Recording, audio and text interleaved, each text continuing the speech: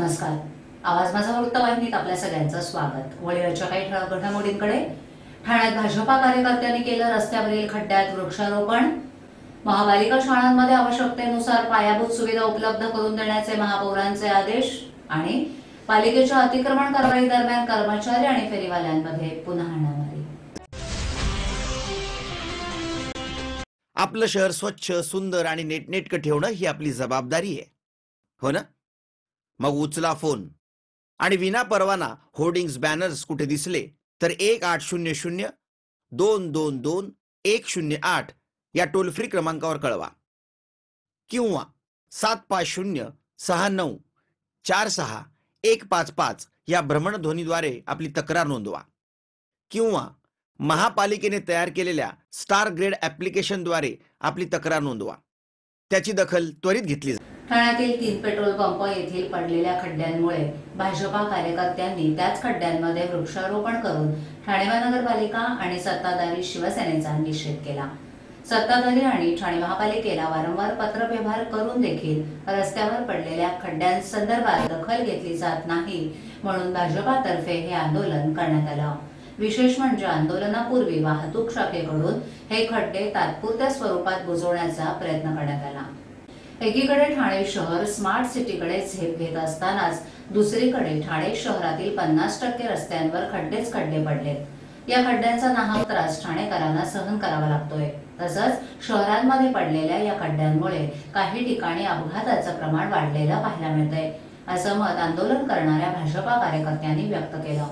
ठाणे महानगरपालिका खड्डेमुक्त शहर झाल्याचा दावा करत आहे, पण पहिल्याच पावसात पडलेल्या या खड्ड्यांमुळे या कामावर प्रश्नचिन्ह निर्माण झाले. दरम्यान ठाणे महानगरपालिकेनं लवकरात लवकर या खड्ड्यांची दुरुस्ती करावी अशी मागणी भाजपाचे उपाध्यक्ष राजेश मडवी यांनी केली आहे. या आंदोलनामुळे 3 पेट्रोल पंप परिसरात मोठी वाहतूक कोंडी निर्माण झाली होती. रस्त्यावरती पडलेल्या या खड्ड्यांमुळे याचा त्रास ठाणे वाहतूक शाखेलाही सहन करावा लागतोय. तर या ठिकाणी आंदोलनापूर्वी वाहतूक शाखेच्या कर्मचाऱ्यांनी चक्क खड्डे बुजवण्याचा प्रयत्न देखील केला. ठाण्याचं नाक असून इथे ही परिस्थिती आहे. इथे सकाळीच मला कळलं की एक स्कूटरचा ॲक्सिडेंट पण झाला आहे आणि 1-2 दिवसापूर्वी पण ॲक्सिडेंट झाला आहे. इथे कोणाचं लक्ष नाही आहे.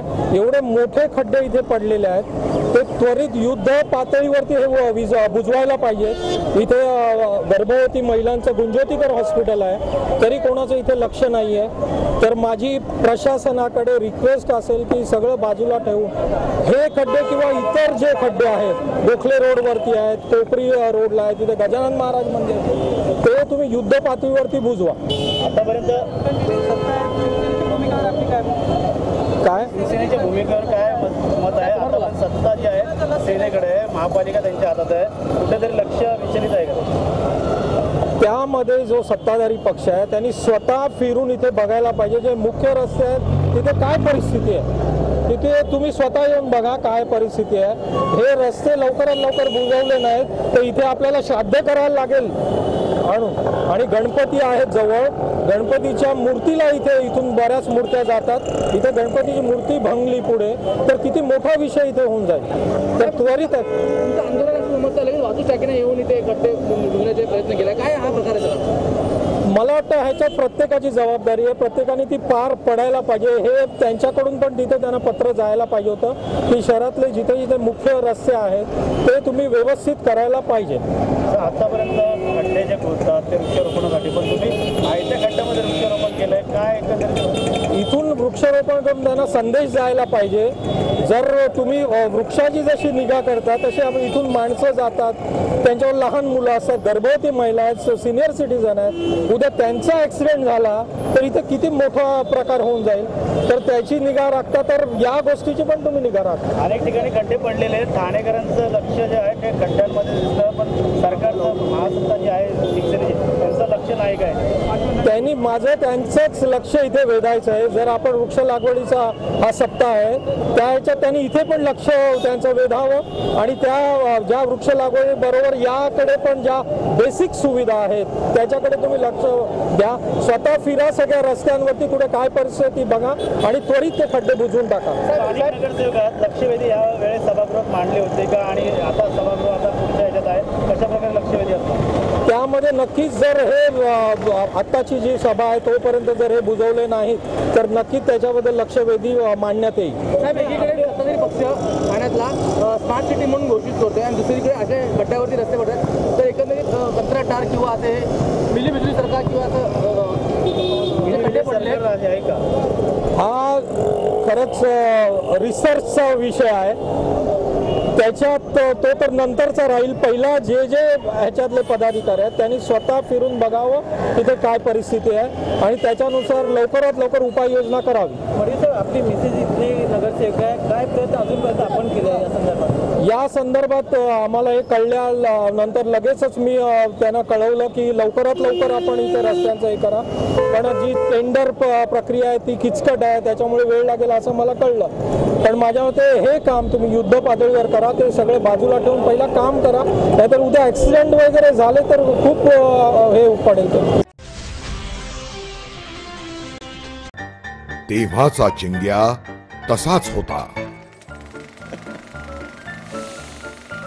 माझे इथल्या बँकेत अकाउंट नाही, त्यामुळे माझ्याजवळ पैसे नाहीत. माझे पैसे तुम्हीच भराल का रे मित्रांनो? नंतरचा चिंग्या तसाच होता. काय करू मित्रांनो, आज माझी बँक बंद असते. चिंग्या अजूनही बदलत नव्हता. आता माझ्याकडे पैसे आहेत, पण चेकबुक नाहीये. चिंग्याची कारणं थांबत नव्हती. आता मला मोबाईल मधनं पैसे ट्रान्सफर करता येतात बरं का. पण नेमकं त्याच बँकेचं ऍप माझ्या मोबाईल मध्ये नाही. बास, कारणं संपली. अरे पण उठा, फोन कर, ट्रान्झॅक्ट. ट्रान्झॅक्ट? तुला पण माहितीये transact? Transact, zap, transact, app, transact, app. विद्यार्थ्यांना शालेय शिक्षण योग्य पद्धतीनं घेता यावं यासाठी आवश्यक त्या पायाभूत सेवा सुविधांची पूर्तता करण्याचे आदेश महापौर मीनाक्षी शिंदे यांनी शाळा क्रमांक 48 आणि शाळा क्रमांक 50 या शाळांच्या पाहणी दौऱ्यामध्ये प्रशासनाला दिलेत. स्थानिक नगरसेवकांच्या मागणीनुसार शाळा क्रमांक 48 आणि शाळा क्रमांक 50चा पाहणी दौरा आयोजित करण्यात आला होता. या पाहणी दौऱ्याला स्थानिक नगरसेविका परीक्षा सरनाईक, जयश्री डेव्हिड, रागिणी बैरी, नगरसेवक नरेंद्र सुरकर, तर प्रशासनाच्या वतीनं कार्यकारी अभियंता हातिमाली, उप अभियंता रवींद्र करंजकर, दिनेश शेडगे, कनिष्ठ अभियंता अमिय चव्हाण, संदीप गायकवाड, ज्ञानेश्वर भोये इत्यादी उपस्थित होते.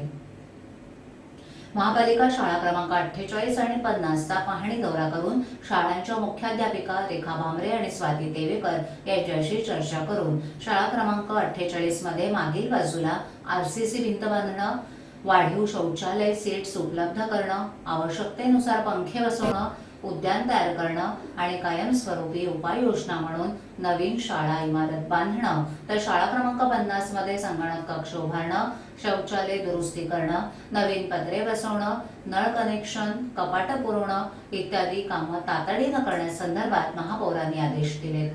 शाळेमध्ये शिक्षण घेत असताना अनुकूल असं वातावरण असणं गरजेचं असतं. तसंच आवश्यक त्या सेवा सुविधा उपलब्ध असल्यास विद्यार्थी आणि शिक्षकांचा उत्साह देखील वाढतो. यासाठी आवश्यक सेवा सुविधा उपलब्ध करण्यासाठी या पाहणी दौऱ्याचं आयोजन करण्यात आलं होतं. इतर शाळांमध्ये पाहणी करून आवश्यक ती कामं करण्यात येतील अशी माहिती महापौरांनी यावेळी दिली.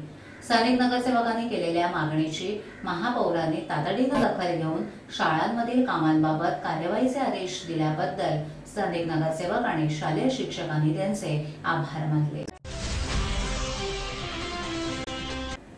ठाण्यातील अनधिकृतपणे हातगाडी लावणाऱ्या विक्रेत्यांवर पालिकेच्या अतिक्रमण विभागाच्या वतीनं कारवाई सुरू असतानाच ठाणे महानगरपालिकेच्या अतिक्रमण कारवाई दरम्यान कर्मचारी आणि फेरीवाल्यांमध्ये हाणामारीचा प्रकार वागळे परिसरातील वैतीवाडी इथे घडलाय.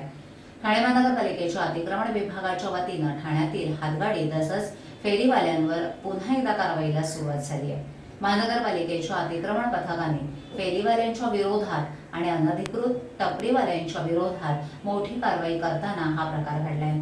या हाणामारीमध्ये 3 कर्मचारी जखमी झाले असून 2 लोकांना वागळे पोलिसांनी ताब्यात घेतले. याआधी देखील फेरीवाले कारवाई दरम्यान ठाणे महापालिका अधिकारी आणि फेरीवाल्यांचा आपापसातच कारवाई दरम्यान मारहाण झाली होती. पालिकेच्या अतिक्रमण विभागानं 50हून अधिक हातगाड्यांची तोडफोड केली आहे.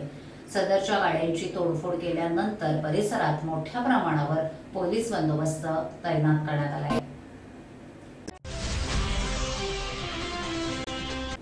MMRDAच्या कार्यपद्धतीवर प्रश्नचिन्ह उपस्थित झाले. शिवसेनेचे आमदार प्रताप सरनाईक यांनी गो एअर कंपनीचे मालक वाडिया यांना लाभ मिळवून देण्यासाठी घोडबंदर रोड येथील गायमुखला मेट्रोचा कारशेडसाठी आरक्षण टाकण्याचा प्रयत्न MMRD करत आहे असा आरोप शिवसेनेचे आमदार प्रताप सरनाईक यांनी केलाय.